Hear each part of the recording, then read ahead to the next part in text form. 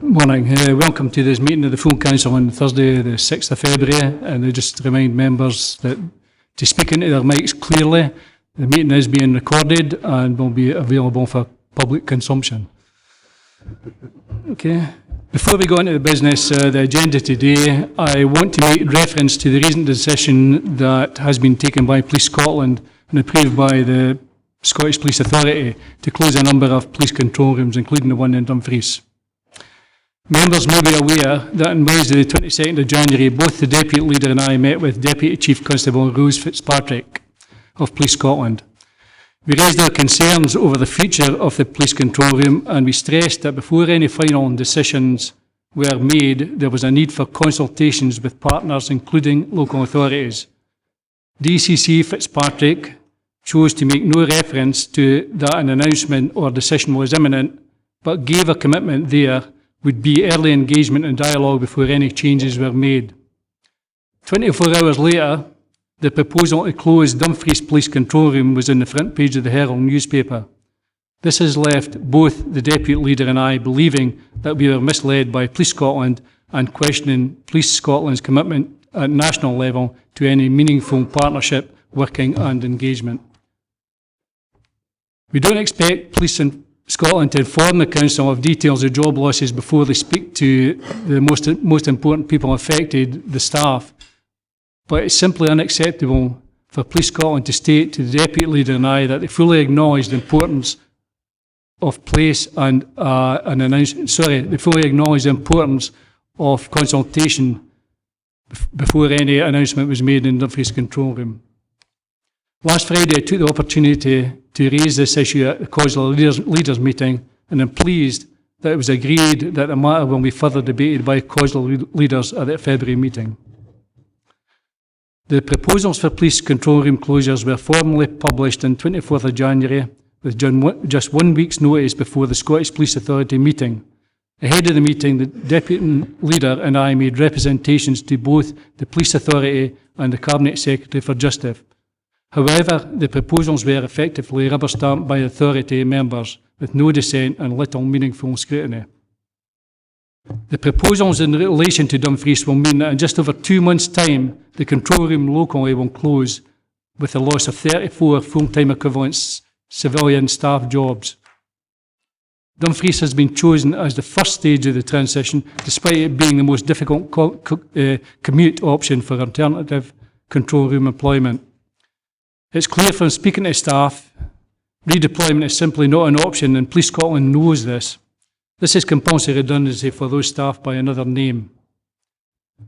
This is not necessarily an issue about the rights or wrongs of a Scotland-wide police force, or even whether Police Scotland argument regarding technology improving services is valid or not. For me, it is an issue about whether we have a police force that is seriously interested in working partnerships with local authorities. It's an issue about the relationship between Scottish Police Authority and local communities they are supposed to represent, and whether the authority is properly holding Police Scotland to account. Most importantly, it's about ensuring that there is a fair distribution of civil service jobs in every part of Scotland, whether that is Police Scotland or any other national public body. If we are to genuinely have a Scotland-wide police service that isn't about having a distribution of officers in a region, it's also about having a fair share of civilian posts.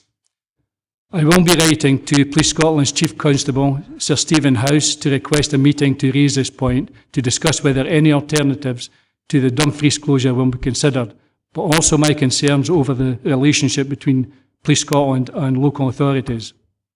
I will also be writing to Vic Emery, the Chair of the SPA, to request a separate meeting to discuss my concerns over the way in which they handled these proposals and their complete failure to press Police Scotland on what their wider strategic plans are for the police service.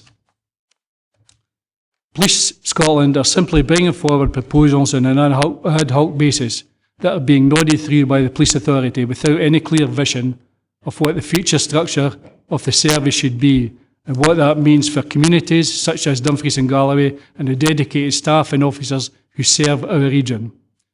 I hope members will agree with me that we should place on record today our Council's unanimous opposition to the closure of Dumfries Police Control Room and the way in which the decision was handled.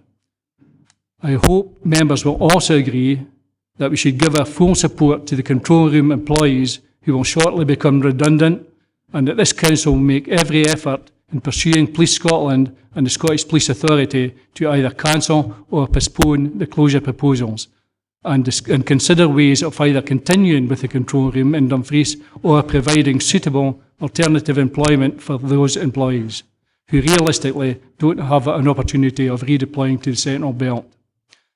My message from this council to Police Scotland is very clear. If you are to go ahead with this closure, then the only way you can be fully recognised as a service for the whole of Scotland is to ensure that you locate other functions in Dumfries to provide staff losing their posts with alternative employment. Brian, I'll let you in.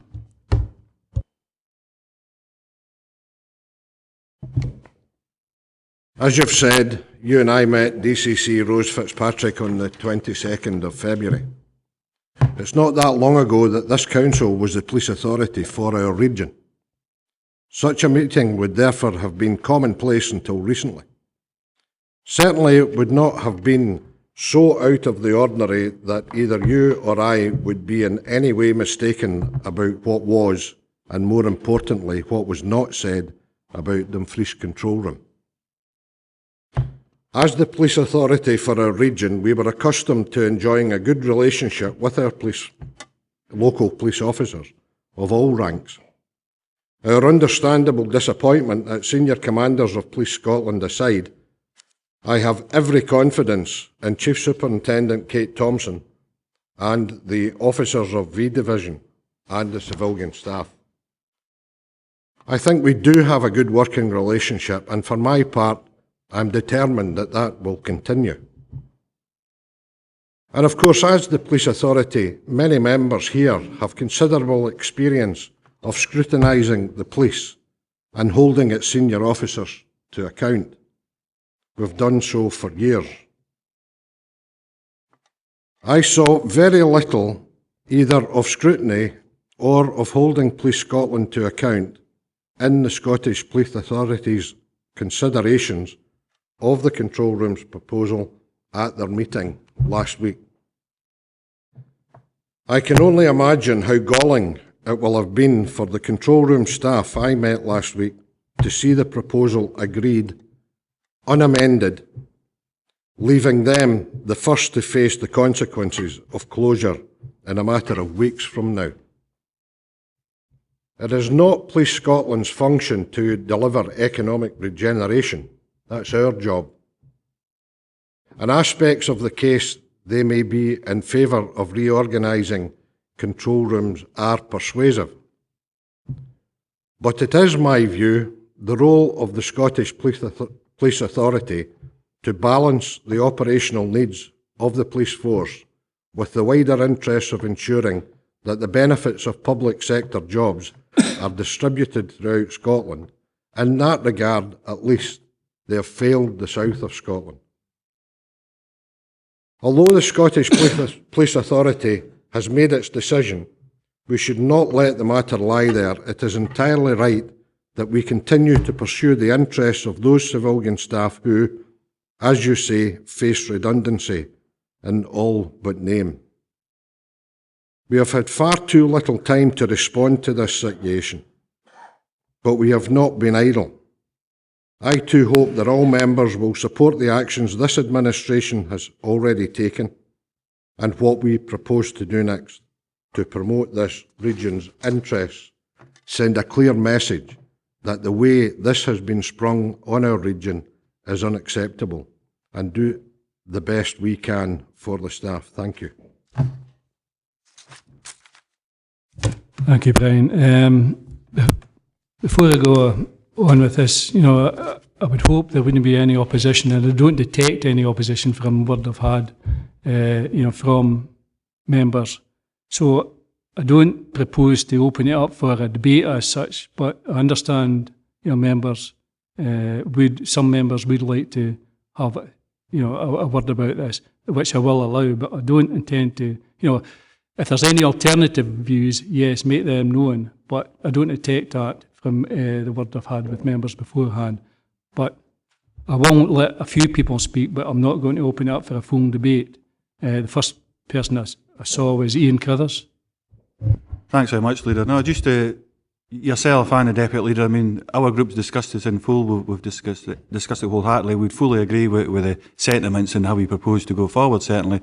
And we'd like to be, the only caveat of that, we'd like to be totally involved in anything that you do, and as far as you can as administration, but wholeheartedly support any positive moves in keeping these jobs local. Thank you. It's Ian Blake then, Billy. Thank you, Leader. On behalf of the Conservative Group, we're certainly fully in support of your comments today. Prior to the meeting of the Scottish Police Authority, I wrote to them on behalf of the group and to the Justice Minister. The only response I received was an acknowledgement from the SPA that it was circulated to board members and nothing from the Justice Minister. In particular, we were concerned about the lack of consultation in this process. Thank you. Billy? Yeah, Chair, I welcome your remarks, your statement, and that of Brian's as well, in respect of the retention of the control centre, and if not, at least that we retain the 34 jobs in Dumfries. Chair, it's just a clarification in terms of placing on record. I would hope that that is by way of a motion, and it's unanimously accepted by the Council, but also to include that we do as much lobbying as possible to the Community Partnership Board to get as much support for the retention of the control centre. We discussed it at the area committee yesterday, and we see no reason why it should and could not be located through the IT systems that we now operate. Also, and I believe you have taken it to COSLA, that we get as much support for the retention where Police Scotland does reflect that it serves the whole of Scotland and not just the central belt. So all power to you, Chair, and I would hope we could include a lobbying aspect in the recording by way of a motion, Chair. Thank you. Jane? Thank you very much, Leader. I just want to add the Independence Group's dismay at the removal of jobs, 34 jobs, important jobs, from the region. Of course, that's absolutely appalling to happen. I would like to ask you about other functions which may possibly be asked for in Dumfries and Galloway. I think that's important that we put that down as a marker straight away. I would also ask you, Leader, to be sure that we aren't picked off one by one. We should have a handle as a region on what level of centralisation has been going on with respect to public jobs and public activities. We should know that. I hope that we do have the capacity, possibly through the observatory up at the Crichton, to be completely clear about what is happening in our region, so we have at our fingertips all the information we need to fight our corner. The danger is that there is a kind of fragmented approach to this, and we don't fight a corner as a whole issue. So with that, I'm entirely with you, and I wholly commend yours and the Deputy Leader's sentiments. Thank you. I think you raised an important point about, and I did mention it before, about getting a fair share of services, national services. If that decision is taken on the control room, we need to make sure that it is a national police force and a national service, not just a central belt and north service. And some of the aspects we have been asking for is, for example, in Inverness, the 50 jobs up there. Why is it 50 jobs in Inverness and none down here? There's other aspects that we are very, we get good resources in Dumfries and Galloway, and we've got very talented people and very able people to carry out functions for Police Scotland. As I said, I'm not going to open this up to a full debate. I want to allow another couple of comments, and then I'll sum up. Yep. Thanks, Chair, for allowing me to speak on this. Just very briefly, I support your course of action. I would hope that when you go there that you put a strong case to retain the control room, even though the police authority has not given it much deliberation. I'm not persuaded about the merits of the proposal. There will be a loss of local knowledge, and I think that will come back to bite us or bite the Police Scotland in the future. And also, I don't think it will improve efficiency of the local response time. And we will scrutinise the response times after if this proposal goes into force, because I don't think it will make the police any more efficient in this neck of the woods. Thank you. Last speaker, Ian. Thanks, Chair. It occurred to me that there were a number of other regions were losing control rooms, and I wonder whether they would have been in the same boat as far as consultation is concerned, and whether it might be advantageous for the leader and deputy leader to be in touch with those the counterparts in those areas that are also losing. Because if it's an issue of consultation, and the same has happened in other regions, then perhaps some kind of concerted effort might be advantageous. Yeah, thank you. I think I mentioned I spoke in COSLA regarding that, and I think that's the way to deal with the individual. I'm in contact with certain individual councillors in other areas. For example, Aberdeen, I'm in contact with councillors in that area who are there badly affected as well. So and as well as even those areas that aren't affected are disappointed with the way the lack of consultation was taking place, and the seeming lack of interest in the impact it has on staff as well, and what happens in the future through a national force. I said Ian was the last speaker, but it must be my eyesight again. I will bring the leader of the Conservatives, Dumfries Conservatives, Ivor. Chair, just to say that I think I'm quite happy that there's unanimity across this chamber, and we just ask that the decision that we take today is communicated to the staff at the control room to show that we are in full support of them. That's fine. So, summing up, what we propose, we've agreed to record a unanimous opposition to the closure of the Dumfries Police Control Room. We've agreed to note the course of action that I intend to take by seeking meetings with the Chief Constable and Chair of the Police Authority and follow through with the COSLA.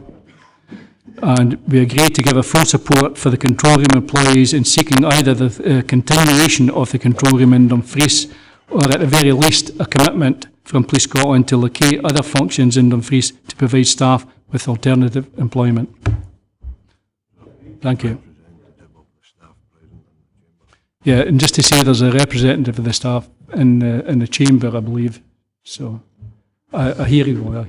So yes, so there. So you get the message loud and clear from where the council stands. Thank you. Yeah, Chair, just a mute point, no a mute point, but a point in terms of the Community Partnership Board, where the police are part of that, I believe, that we also include that in your motion there, Chair. Okay, yeah, I know, but we are doing that, but okay, thanks for that. Just before we go on, I will move on to our council tax and budget setting meeting. I will be presenting the administration's budget for the council consideration in due course. For the avoidance of doubt, I would confirm that the administration budget is balanced, and I will be asking the Section 95 officer to confirm that it is a legal budget. It has also been fully impact assessed and meets the government's requirement in that it makes provision for a council tax freeze for the 7th year in a row, and also meets the requirements in relation to teacher numbers. I will be giving the Scottish Government appropriate reassurances in this respect, and this will be minuted. We have a couple of other items on the agenda, in addition to those required on budget setting day, being recommendations from the Social Work Services Committee in relation to arrangements for the appointments to the posts of Head of Children, Families and Criminal Justice, including the Chief Social Work Officer, Head of Adult Services and Head of Resources within Social Work Services. The proposals for the new structure within Social Work Services have been agreed by the Social Work Services Committee, and what the Council is being asked to do today is to agree the recruitment and selection of the 3 Chief Officer posts within the structure. We also have a notice of motion from Councillor Maitland seconded by Councillor McComb. Whilst depending on the decision at item 6, it may well be that it would be within my authority to rule the motion out, given that it cuts across the process being recommended by the administration. I will nonetheless take the motion if necessary. I shall address the way in which it seeks to undermine the move to a proper medium to the long-term budget process when we come to consider this item of business, if necessary. Alec, could you give us a Sederunt, please? Thank you, Leader. There are 45 members present. I have apologies from Councillors Gilroy and Tate. Thank you. Do any members have a declaration of interest?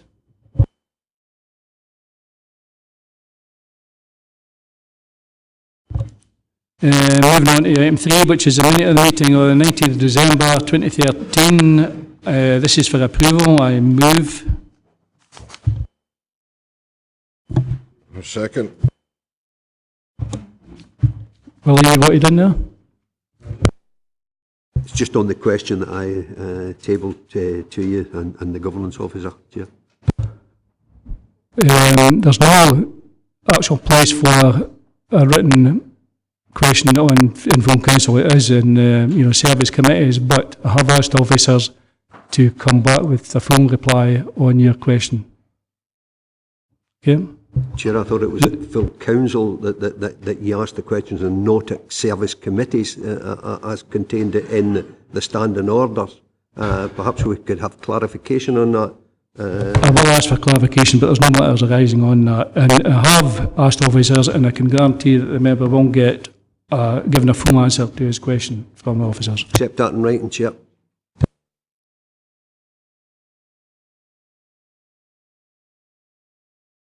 I have asked officer, yep. Thank you, Leader.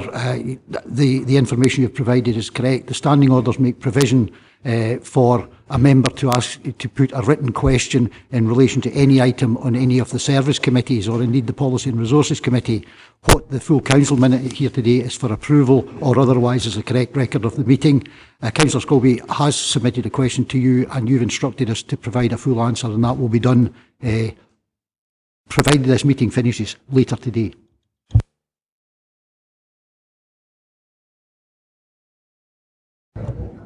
So I hope you're happy with that, Councillor Scobie, because I'm not happy. I'll take up the standing orders with the governance officer, Yep. Chair, and I could have the answers because it's in the standing orders. I think we're being slightly misled on that one. okay, thanks for that, Councillor Scobie.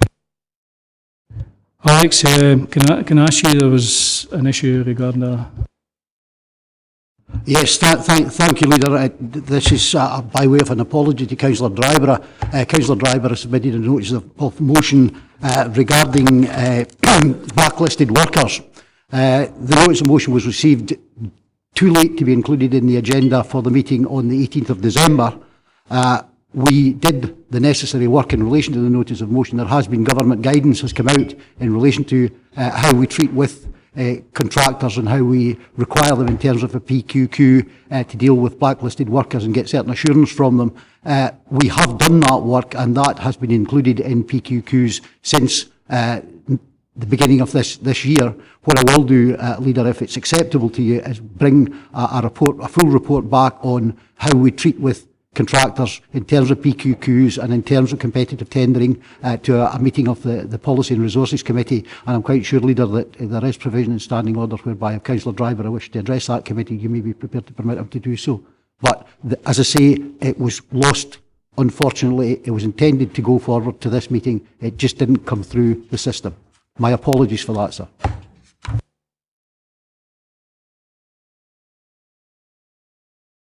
Archie. Thanks, Leader. I accept Alex's apology.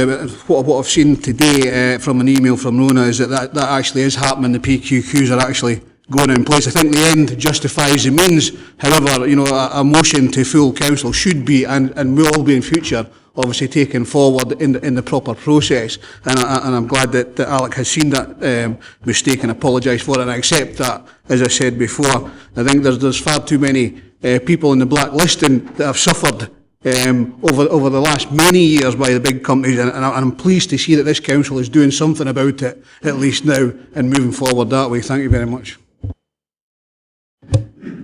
Okay, if we can move on to item 4, which is council tax and community charges restrictions and voting, report by the Director Chief Executive Service. It's a legal requirement that a member who is 2 or more months in arrears of council tax or 3 or more months in arrears of community charge does not have voting rights in relation to fixing the council tax and requires to make a declaration to that effect. Whilst the budget makes no provision for an increase in council tax, we are nevertheless fixing the council tax. Paul Garrett is here to answer members' questions in the report. Members? No? Okay. Moving on to item 5. The key requirement of the Scottish Government settlement that the council tax level must remain frozen and that teacher numbers must be maintained in line with pupil numbers. The administration budget takes these requirements into account. The Scottish Government has announced that additional funding will be available to councils to support the proposed expansion of childcare provision and free school meals. We will be advised once details are available, but at present it is assumed that funding would meet the costs required to implement both.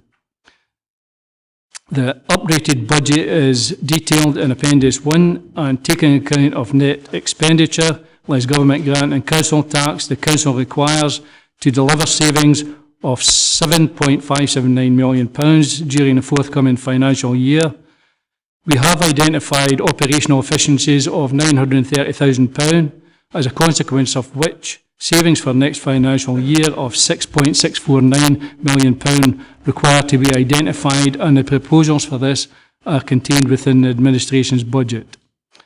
The report also shows indicative figures for financial years 2015-16 and 16-17, and I will be saying more about the process to help us achieve the savings for those years when I present the budget. Do members have any questions for Paul Garrett on the report? Councillor Scobie. Yeah, Chair, it's reference to page 13 of 52 and your remarks where there has been money put towards funding for children and young people. Yeah, Chair, your remarks made in respect of the Scottish Government recognising the funding for children and young people's bill, some of the region 1,001,536. I would hope that this very much includes kinship carers and that this council charges the social work department to look at again the revival of the cross-party lobby group, so that we can make representation to the Scottish Government in respect to kinship carers under the heading of funding for children and young people bill.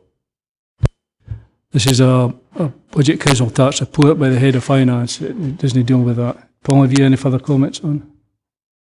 Only to say that the monies that have been allocated for 2014-15 relate specifically to the expansion of childcare hours for 3 to 4-year-olds. There are issues in relation to kinship care which are subject to further consideration through the bill that will come forward in the future.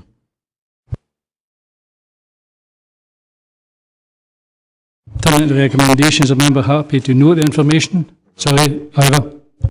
Chair, I was just wondering, within we've had the announcement of the local government settlement. Is there any outstanding announcements to be made that may affect the budget? Paul? Yep. No, the figures are as reflected in the budget bill that was agreed at the Scottish Parliament yesterday. There will be some additional allocations relating to recently announced extensions to free school meals and childcare hours, but the allocations are anticipated to be in line with the amount we need to spend, and that will be something that will come back to members again.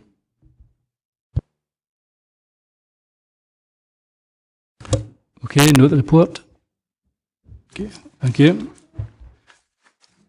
Moving on to item 6, presentation of administration budget by myself. Members should have received copies of the administration's final proposals for the revenue budget of 2014-15. Can I first of all place on record my thanks to Paul and Julian and the finance team for the support they and the directors and their staff provided to Colin and Ian in the preparation of the budget. Firstly, I'll say I'm happy to move the motion as set out in Appendix 2 of the budget proposal paper. In December, the new Labour SNP coalition published our draft council revenue budget for 2014-15 to give councillors time to discuss the proposals with local people and listen to their views. When the new administration was formed, I highlighted the main challenges I believe our region faced. Our local economy is still in a deeply difficult position, with unemployment, particularly amongst young people, consistently above the national average, and we have the shocking record of the lowest paid region in Scotland. I was therefore pleased that our proposal to invest £1.5 million over the next 3 years to create more than 400 new job opportunities for young people and the long-term unemployed within local small and medium-sized businesses received positive feedback during the public consultation, as did our plans to sustain home care and deliver the living wage for 500 additional private and third sector employees through our contracting process. Coupled with almost £2 million of increased funding for social work, I believe the budget before you shows that the new coalition is determined to build our local economy and protect the most vulnerable in our communities. Due to the flexibility we built in our draft budget, we have also been able to consider additional measures from the public consultation and from discussions with other councillors, and have made a number of changes which are set out in our final budget proposal. Following suggestions from the Dumfries and Galloway Conservatives and Unionist Group, the saving in relation to additional support for learning has been removed, as this will be the subject of the Education Service Review reporting next year. Also, the graduate placement scheme has also been increased from 7 places to 10. The suggestion from the non-aligned group to provide inflationary increases in the kinship care allowance and in the day centre funding have also been included.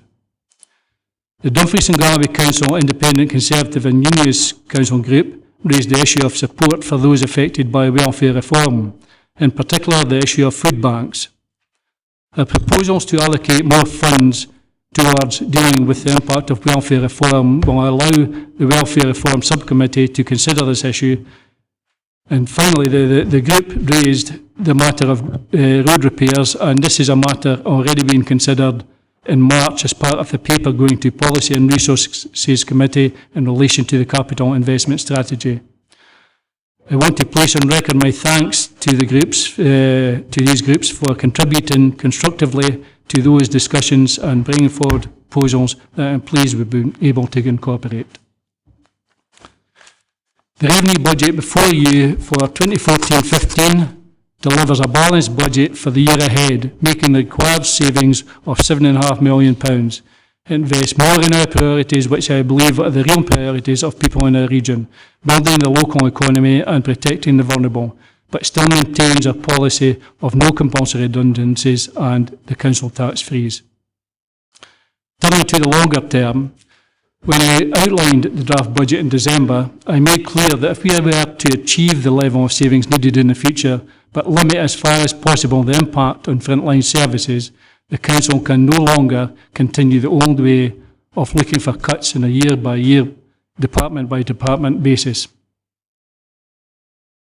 Following discussions with other groups, the administration has brought forward proposals and a timetable to move towards a new medium to long-term approach to budget setting and to put in place a series of service reviews across council departments. We cannot and should not hide from the public the challenge the council faces. Over the past 3 years, we have made £30 million worth of savings, and over the next 3, we need to find another £27 million. I didn't come into politics to spend so much of my time desperately trying to find savings in budgets to meet the challenges of government cuts, but that's the reality of the task ahead. If people think that can be achieved by lots of easy decisions, then they need to think again. All of us in this room have a duty to say to the public, if you don't like any particular savings options, tell us where else we can make the savings. This will require a more participative approach to the budget. The recent public consultation is only the beginning of our discussion with local people. Our new approach to the budget will increase that consultation with the public, our staff and trade unions and our partners, and we will invite all groups in the Council to play a constructive role in the process. Of course, that doesn't mean that we'll be able to accept every proposal brought forward. However, as we have shown clearly by our changes in the budget since the draft proposals, the Deputy Leader and I are committed to leading an inclusive council, a council in which all councillors, council staff and wider local communities are at the heart of decisions this council makes. Brian. Thank you, Leader. I have pleasure in seconding the Administration's budget and the motion in Appendix 2. I want to start by thanking Councillor Ian Dick and Councillor Colin Smith for the work they have done in drawing up our proposals. I said earlier that economic regeneration is our job, and I believe that our budget demonstrates our absolute commitment to build the local economy. Key to our approach has been to consider how we can use the powers we have to boost economic activity.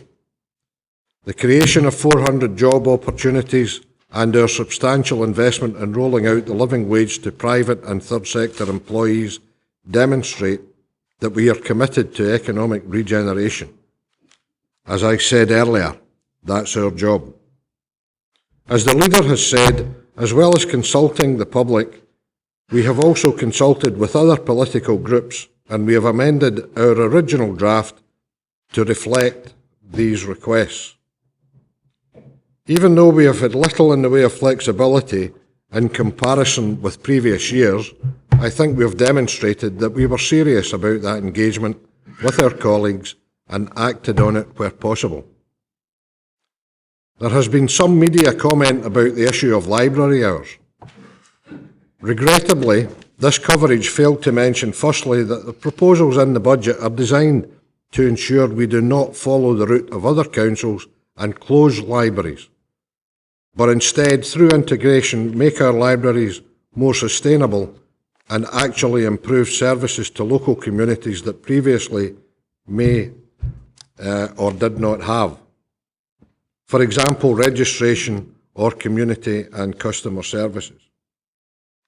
Secondly, this coverage also failed to mention that the overall savings that could be made if the full proposals were taken was £470,000. However, as the savings template makes absolutely clear, the budget only seeks £390,000 of those savings. This leaves a cushion of £80,000. The new Community and Customer Services Committee have therefore been given a great deal of flexibility in the implementation of the savings options. In determining how to use that flexibility, they will look at the circumstances in all libraries and consider in a comprehensive manner not only the population model that has been used as a starting point, but also attendance figures and, more importantly, the actual use of the library itself. In relation specifically to Wigton, let me say this. Our council has a long track record of supporting the Booktown. I recognise the unique role it has played in delivering economic regeneration to Wigton, and this administration will continue to support Scotland's Booktown. Colleagues, I believe, will have drafted a good budget under difficult circumstances. We have spending proposals which have received public support and savings proposals which, in my view, avoid the very difficult choices other councils are facing right now. Like the Leader, I do not know how long that can continue. I do know that we need to have a better process for the future, and that too is an important part of our proposals today. This is a good budget, and I hope that all members will be able to support it. Thank you.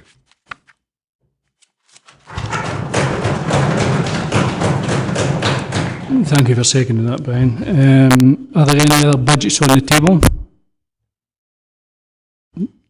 Councillor Brody, this will be an interesting budget. Oh yeah. Once again, Leader, I would like to table the Scottish Liberal Democrat budget, but once again I have failed to find a seconder. There are a number of assurances I would like in the budget, though. On template 2, there's going to be a great effect on the community facilities in small areas, and I'm concerned that Nelson House, the only community facility in East Riggs, is going to be is threatened by closure by just a saving of £3,562. So I'm just looking for assurance that these decisions won't be made rashly, that there'll be discussions taking place, and that this is not the end for Nelson House. And also in template 29, just assurances on the grass cutting, that there'll be scope there for area committees to look at this.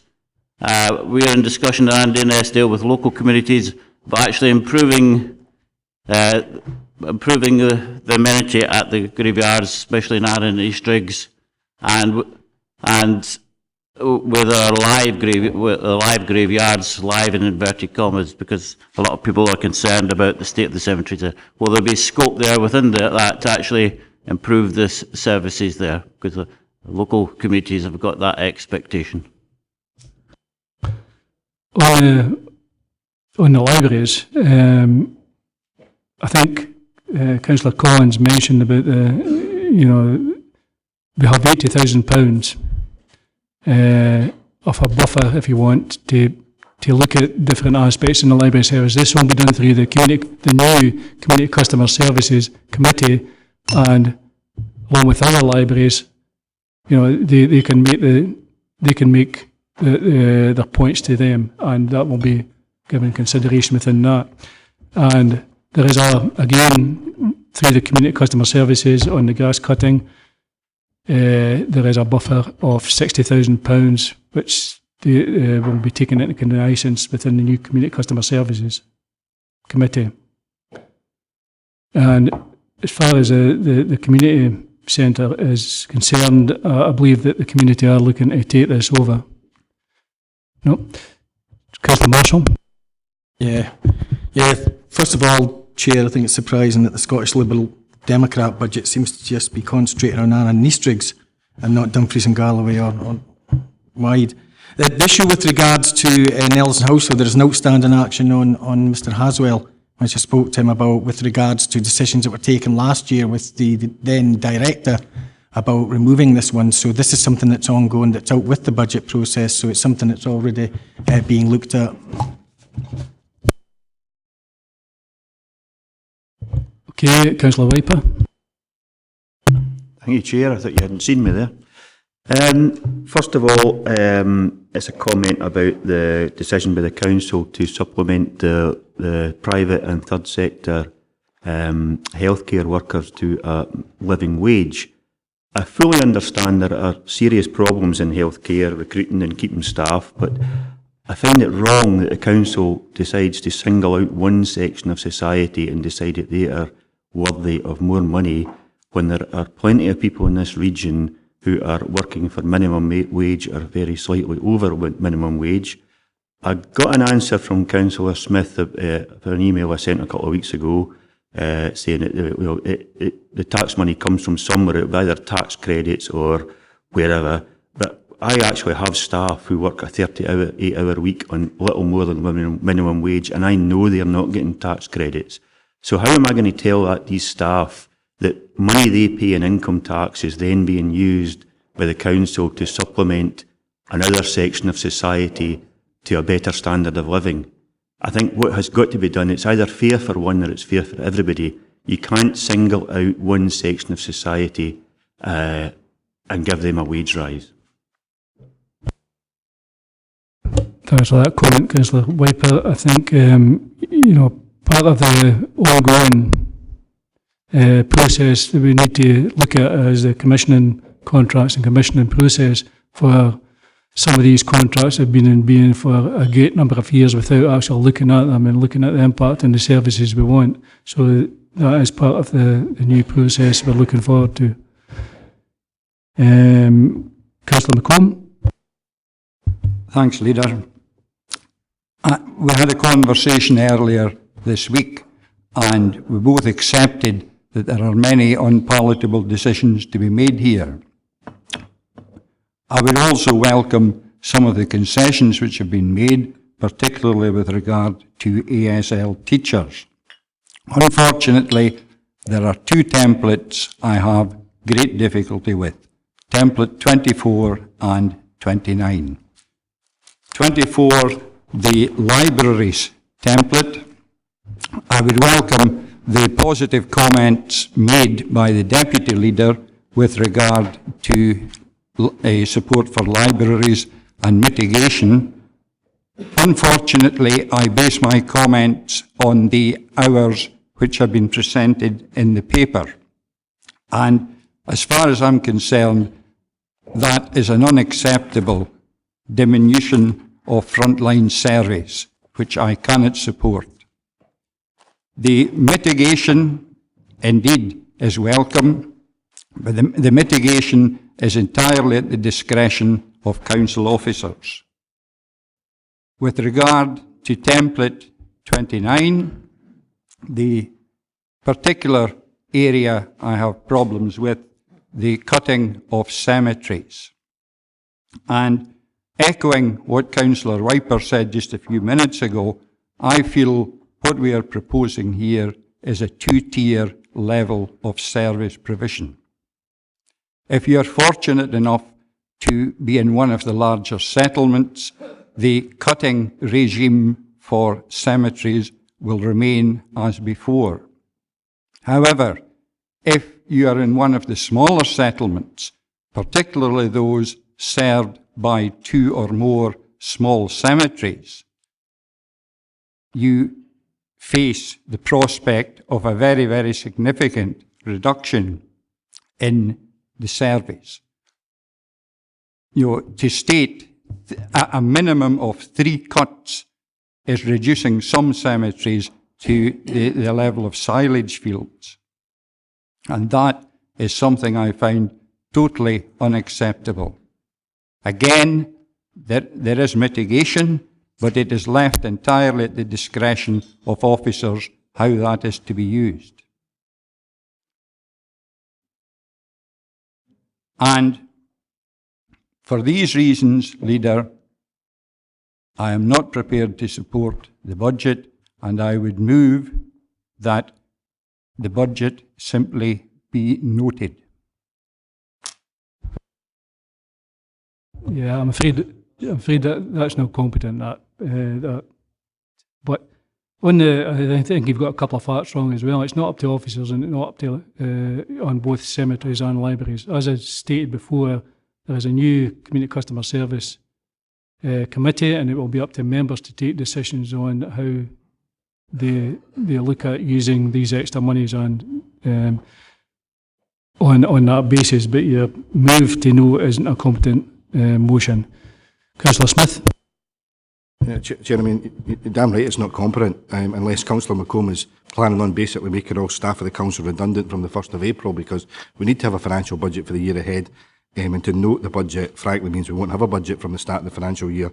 I don't think that's particularly popular. I mean, I think one of the difficulties we have is that there's been a great deal of misinformation being pushed around, as I think the Deputy Leader made absolutely clear in his speech. And I'm sorry to say, but frankly, Councillor McComb continues that level of misinformation by a simple failure to even read the templates that are in front of him. If he looks at template number 29, the very clear statement that a report will be brought before DG First Management Committee on the issue of grass cutting, and that will incorporate the flexibility they have. It'll be a matter for DG First Management Committee to scrutinise the process and determine how that flexibility be used, not a matter for officers, as Councillor McComb falsely states. The Deputy Leader also made absolutely clear that on the issue of libraries, there's an £80,000 flexibility, and again, it'll be a matter for the Community and Customer Services Committee to take forward what proposals they want to implement. What we're setting today is the outlined departmental budgets, and it'll then be up to the individual service committees to make whatever changes they specify within their departmental budget, and they have, in these two instances, flexibility in order to do that. We need to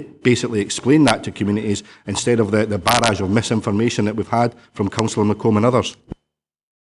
Chair, can I ask for a point of clarification, please? Councillor Dykes. Thank you. It's really just a point of clarification. I actually don't agree with Councillor McComb, but just as a point of clarification and from a governance point of view, I think I'm right in suggesting that actually today we really only need to set the council tax, and you could set a budget at any point during the year. I'm not suggesting that that's what we should do today, but just from a governance point of view, I think it's important that we do understand the actual governance rules. I'm not suggesting I agree, but I'm just saying from a governance point of view. No, there's a legal requirement to agree the council tax as part of a budget, so it's not just the case that we could agree the council tax without agreeing the budget at the same time. Thank you, Alistair. Thanks very much indeed, sir. As far as I'm concerned, it's a good budget which has been constructed in extremely difficult and challenging circumstances. I remember the day that you took the chair in this chamber, and you indicated that you would be an inclusive convener and you would an inclusive leader, and you would act accordingly. And perhaps maybe some of the more cynical among us, sir, took the view that we'll see. Well, let me say, as far as I'm concerned, thus far, I would pay unstinting tribute. You've done exactly as you've said, and it's due to yourself and the Deputy Leader in no small measure that we've had, as far in my view, such a constructive engagement process thus far that various other groups have come forward, they've in fact put forward proposals which have been taken on board and have been developed as part of the budget. It was significant, of course, sir, when you rightly paid tribute to those groups who had engaged meaningfully in the process, that the independent group, quite frankly, were conspicuous by their absence. It seems to me, and no doubt we'll return to this later on in the agenda, if in fact the notice of motion in question is debated in a substantive fashion, it would seem to me that that opportunity in fact was not taken, but now, today, we're being subjected to what is little more, and I really am sorry to have to say this, little more than puerile grandstanding. The blunt fact of the matter, sir, is that the Deputy Leader, I raised the issue, as it were, in sought assurances at Policy and Resources Committee in relation to work, dealing with such as libraries, etc. The Deputy Leader has gone into it today in significant detail, and as far as I'm concerned, having listened, and I would hope that when the wider community listen, they will in fact appreciate that these are assurances which are meaningful and will be worked through via the CCS committee, and I'm sure that Councillor McCaughey, who's the chair of that committee, will in fact give that assurance if necessary. And it seems, Leader, to me that what's happened thus far is singularly less than I would have expected, particularly from the quarter it's come. Thank you. Thank you, Councillor Geddes. Councillor Covers. Thanks, Leader. I suppose first thing, you asked the question earlier as regards an amendment. You've not got an amendment from our group, and if this is the appropriate time, I'll carry on. I'll take that as a sign I'll carry on. Well, thanks, Leader. We're in uncertain times, and this is the last year we'll get a chance to tinker around the edges with our budget. 2014 will be remembered in Scotland for a long time to come. Whatever happens on the 18th of September, we'll end up in a new era, and major changes are just over the horizon. Our focus here today is to get our finances into order for the next financial year. My group stated back in December that we agreed with your proposals in principle. After the consultation we had through the area committees, the public spoke and pretty much said the same. How much recognition you get from them, from the public, is something that they'll come back to at a future point in time. But back to the job in hand. You've kept to your word and have included us at an acceptable level through the consultation process, and I'd like to thank you for that. To put forward a 5-year vision that is underpinned by a 3-year proposed budget makes financial sense and starts to create stability and direction for both the council and its employees. And because of and because of the reality of what's in front of us, we fully support that as a group. The same themes came through the area committee consultation: investment in our roads, leisure and sport, flood defences, protecting local businesses, and the list goes on. But the 3 big ones were sustaining care in our homes, employability, and helping sustaining a vibrant local economy. Not an easy job when the Scottish Government keep taking local jobs up to the centre belt, a sign of things to come, I fear. One last point, Leader. The Independent Conservative and Unionist group have made our feelings very clear when it comes to the referendum. But the public perception out there is that we are the only group on the council that are doing anything about this. We as a group think it's time for the other groups on the council to start making their position clear and press for a no vote.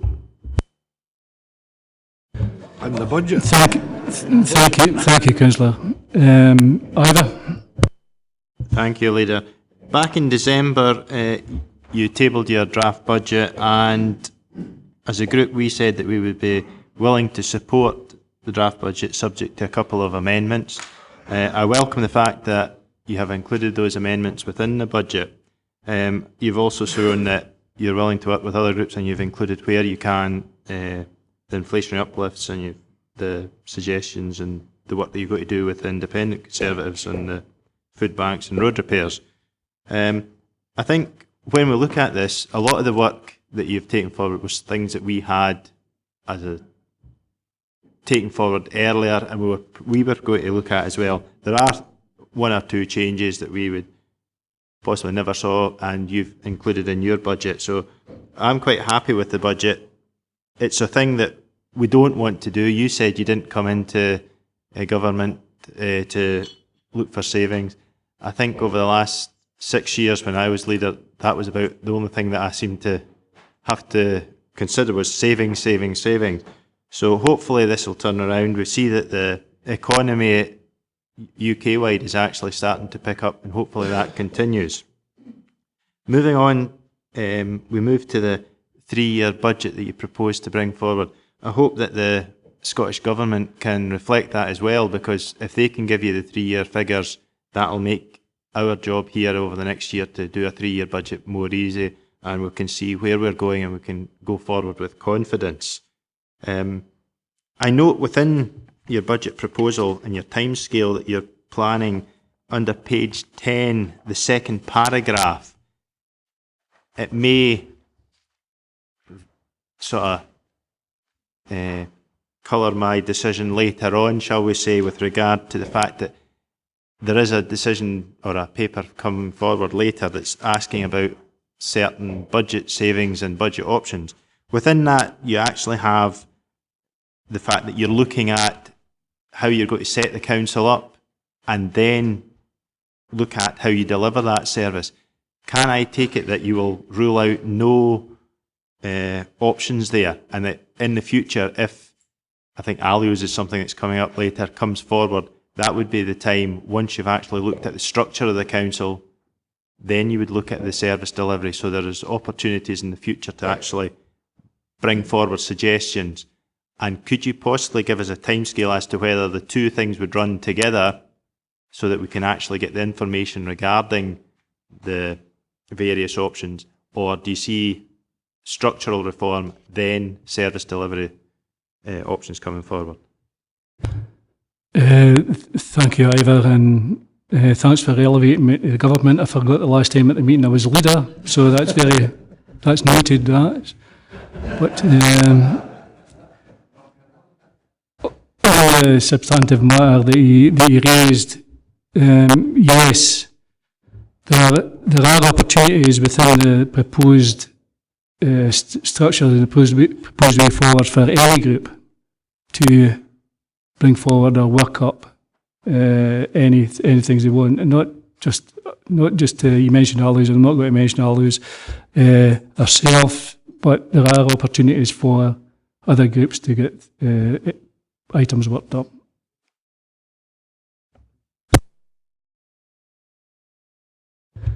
So it's Willie first. Yep. Thanks, Ronnie.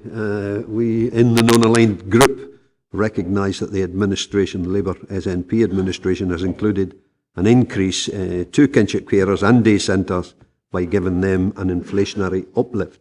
And we would thank you for that, and indeed commend you for the inclusive way that you conducted the budget process, Leader.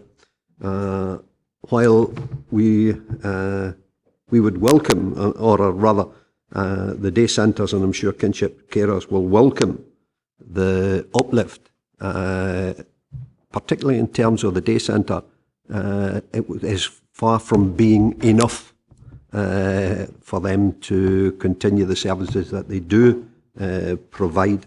And I would ask, if permitted and legitimate, that the area committees consider under their discretionary budget that they look at this as a means of considering a further uplift to the day centres, and that the area committees be given that opportunity. I refer to the inclusiveness, and like other groups, we welcome the other ideas and the recognition in the budget to the welfare reform through the food banks. It's an indictment on the UK government that we have to introduce food banks, and we have them across the whole of Dumfries and Galloway now on people who are suffering the effects of the welfare reforms that have been introduced. There is also the support for learning and education. I'm sure we'll welcome that, the continuation of that. The budget does recognise employment, employability, and indeed your own remarks in terms of looking after the vulnerable, the elderly and so forth. And part of your presentation has been to look at fuel poverty, and I welcome that and look forward to how we're going to tackle that particular issue, given the effects of the bedroom tax that it has had on the people of Dumfries and Galloway particularly. So again, we would commend the way that you handled the budget, the process, the inclusiveness, and welcome the inclusions that have come forward, and commend you for that, Chair. Thank you. Jane? Thank you very much. At this point, I think I'd like to say about the administration's budget that it is classically rather like the curate's egg. There are good bits in it, no question about it. The matters to do with employment, subsidised wages to get the long-term unemployed into employment, apprentices, independents have always been keen on that. You might remember that was one of the very first things that George and I did when we were in the old days when it was just him and me. We approve the Conservatives' influence over the additional support for learning of teachers. We think that was a very good move.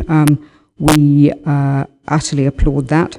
But I have to say the independents have taken their job extremely seriously in scrutinising the proposals.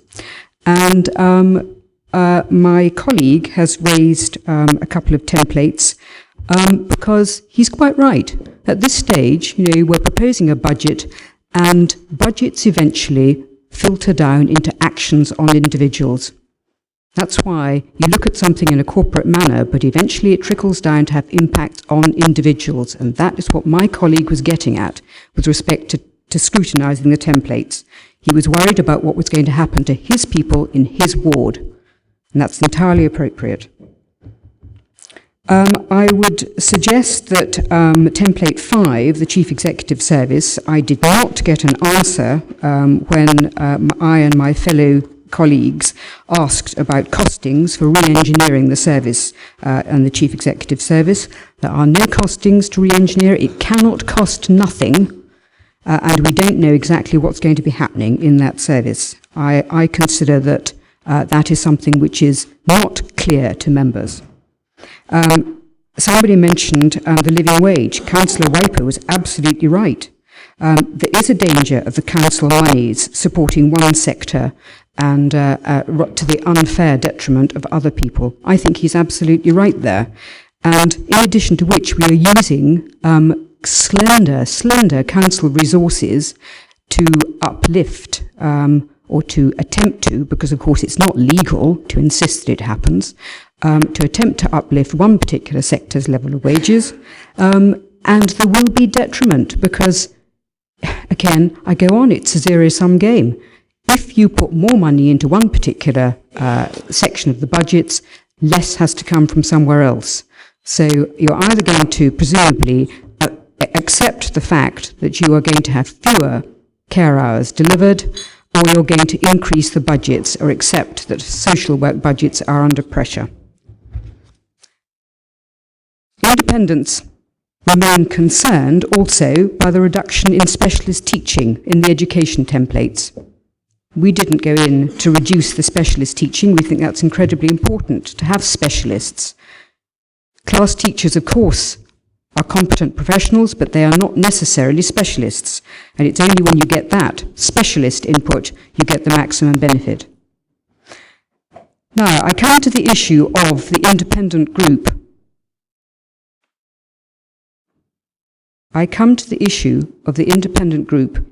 Being tackled as to it not engaging fully. Allow me to explain to members that you have been misinformed. The independent group always participates fully in any sort of budgetary activity. We are one of the better attenders, actually, at that. Somebody suggests that we haven't been to the meetings. I came to every single meeting bar one when I had flu and was unable to go. One of the meetings, in fact, was cancelled before I realised, and I turned up and was there on my own.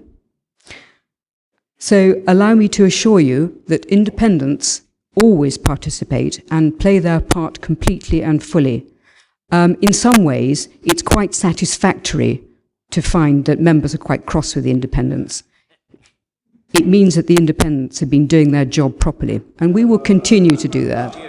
Quite right. Now, I come to the issue of this budget. Now, my fellow independent wishes to make it clear that the independent group, as a group, does not approve of this budget.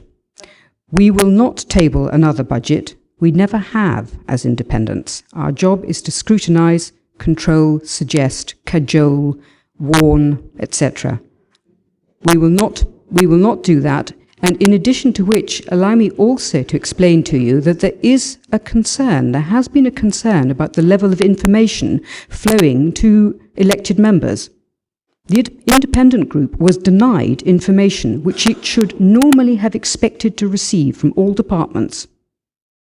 This is different this year, interestingly different, and the only thing that is different this year is the change of administration. I take note. Leader, I need to ask you a particular question with respect to the issue where you said, quote, unquote, we cannot approve every proposal. I would like to ask you where it is in your list there that a proposal that you did not like, did not approve of, but nevertheless ought to be exposed to public view because of the substantive issues raised in it, would bubble to the surface. So I'd like to know, please, where in your proposals here, in the proposed budget process, would that happen? Councillor Smith. Thanks very much, Leader. Obviously, Councillor Maitland doesn't actually understand the process that's before us. Where a budget proposal will filter to the top is when a group brings that budget proposal forward.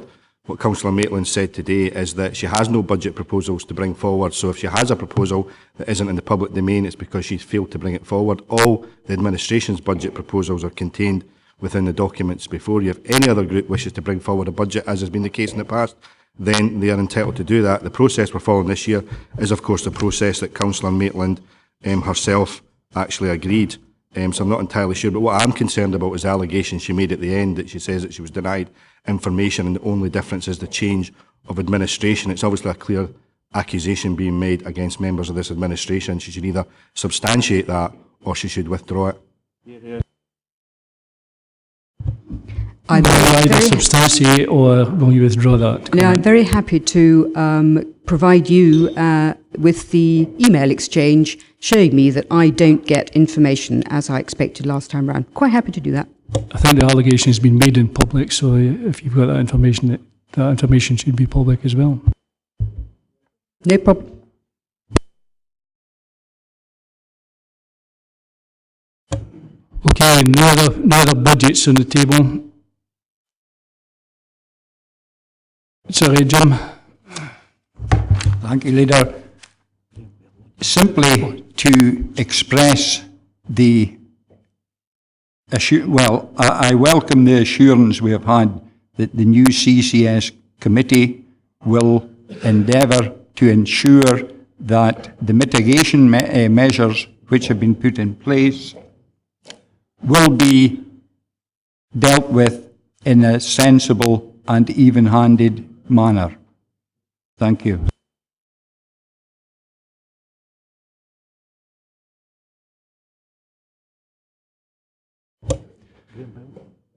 Councillor Bell. Thanks, Leader. As Councillor Cruller said, there's no amendment coming from our 7-strong unionist group. Due to the severe financial pressures councils across Scotland are facing, I believe we have listened to what the members of the public are wanting. In the area committee budget consultation meetings, the members of the public raised some very valid points about savings.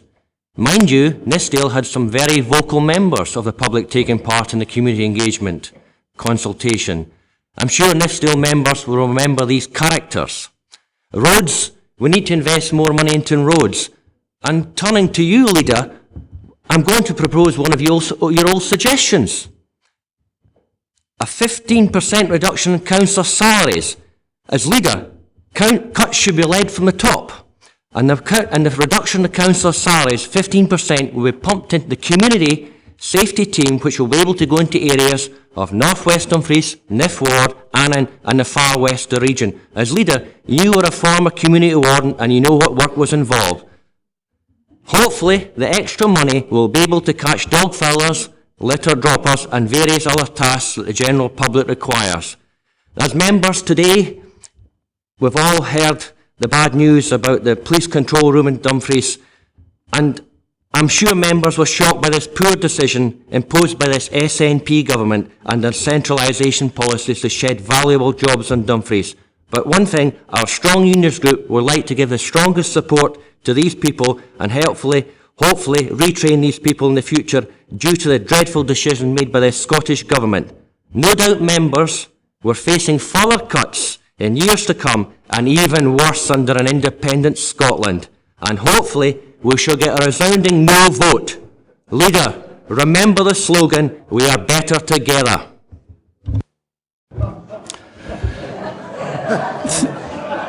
Thank you for that contribution. Who has it walked away from his own? Members. Thank you for that contribution, Councillor Bell, and your opinions are noted. On the matter of councillor salaries, as I have stated in the past, it's up to the individual councillors to make that decision because we don't have the right to do that. And on my own personal basis, I actually give more away than 15%, but I'm not going to go into that either to deserving causes. And it's up to me how I do that, and not up to yourself, Councillor Bell, with respect. Okay, but there's motion on the table. There's no... Sorry, Councillor Crothers. Thanks, Leader. I mean, I've no amendment, like I said earlier. There's only one point I would like to make. It's been raised a few times. That's with regards to your motion as proposed in your budget proposal. Just absolute reassurance, and I think from what you're saying in there, it's quite clear that when each individual group does come forward, I mean, like we say, we think the administration's done a good job as far as consultation. I do think you reap what you sow, and that's what you've got here today. But there will be no restrictions on any other groups as they come forward looking to access information as we go forward. Absolutely. Okay, I've moved the motion. Councillor Collins has seconded that. Is there an amendment to that? I'm closing down the debate, Councillor Maitland. Is there an amendment? Is this an amendment? This is a question of governance, if I could please. My colleague put forward an amendment and was told that it was incompetent. I need to be absolutely clear why it is incompetent to note this particular budget at this time. It's not unknown for people to note something. If I could be completely clear as to why that is incompetent, because I think you get the general gist. We're not terribly happy. Chairman, if I can help from a governance point of view, and I think the Section 95 officer has already made the position clear.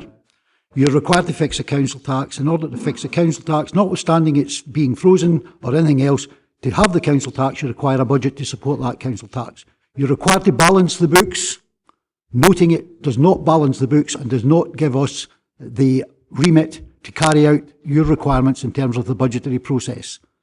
On that basis, if you note this today, I shall bring it back within 7 days and ask you to consider the budget. This council requires to fix a budget and the council tax, and that's what you're being asked to do today. Chairman has ruled the noting motion as incompetent after taking advice from myself. Okay, sorry, Councillor Scobie. It's just a point of clarification I did ask in terms of the day centres, that each area committee be given the opportunity to consider that under the discretionary budget. It's just to get complete clarification. My apologies, Councillor Scobie, I did have that down, but on the day centres, that's up to the area committees, individual area committees to decide that, and if they are willing to do it, then that's a decision for that area committee. So there's no amendments to the budget, so the motion as set out in appendix to the proposal of the paper is carried. Okay, good.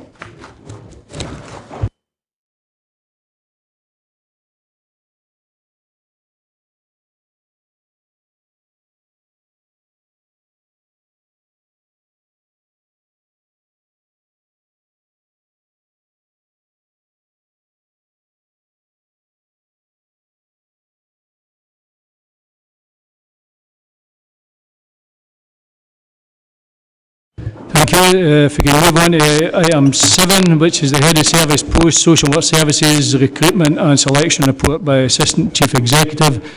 I believe that members would have received a copy of a letter which from Unison this morning. I'll ask Alex to say something on that. My understanding is that I received a letter this morning which I understand was copied to group leaders.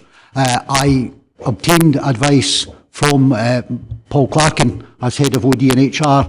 Paul is quite clearly of the view that the council's processes are robust and correct. Therefore, we will be responding to Unison accordingly. There is nothing to prohibit members from taking the decision on this report today.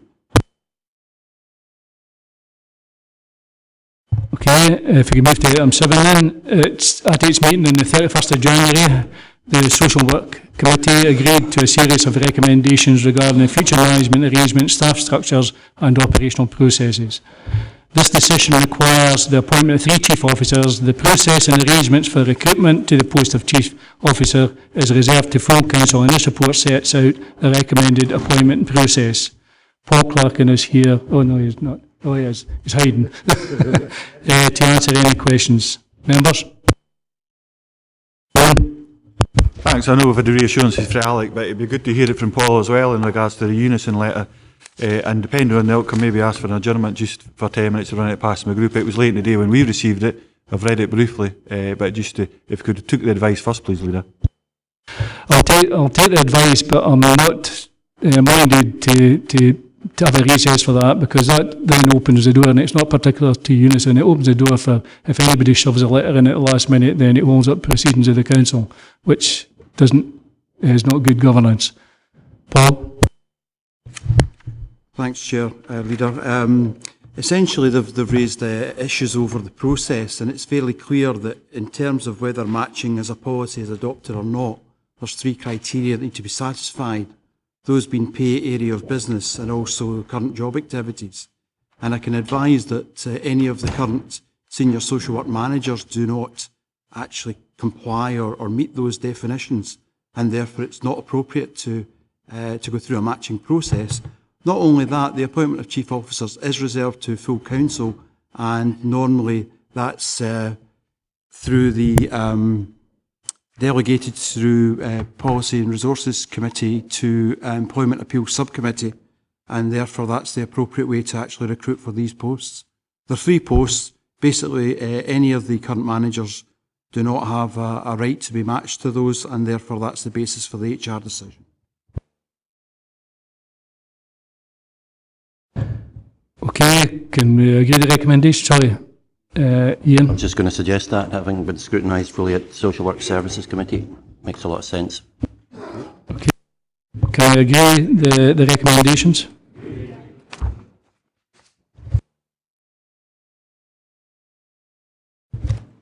We now turn to item 8, which is the notice of motion from Councillor Maitland, seconded by Councillor McComb. Can I firstly ask that, given the decision that item 6, which provides a clear budget process for the next year, can I ask the mover and seconder of the motion if they would like to withdraw the motion?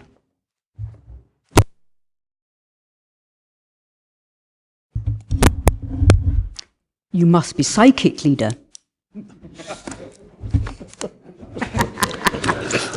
Thank you. Hang on a second. I've listened to the debate and noted the assurances that all information will be afforded to all groups. And for that basis, I'm very graciously prepared to offer an olive branch. I think, in this particular instance, the independent group has conferred, and we will proffer this olive branch, and we won't use it as a weapon, unlike last time. Okay. I have no further business. Thank you.